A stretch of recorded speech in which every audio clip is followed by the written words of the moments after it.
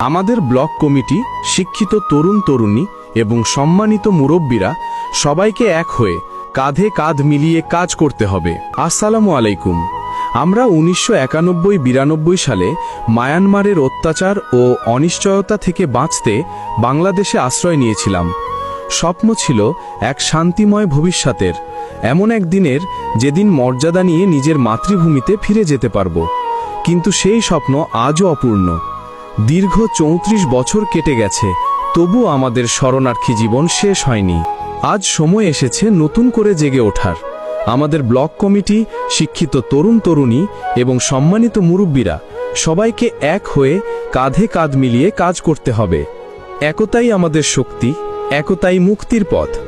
যদি আমরা এখন ঐক্যবদ্ধ না হই, তবে আরেক 34 বছর পার হয়ে যাবে, তবুও আমাদের দুঃখ কষ্টের অবসান হবে না। চলুন আমরা সবাই মিলে আমাদের ভবিষ্যৎ পুনর্গঠন করি, যাতে একদিন আমরা আবার নিজের দেশের মাটিতে মাথা উঁচু করে দাঁড়াতে পারি। Thanks for watching.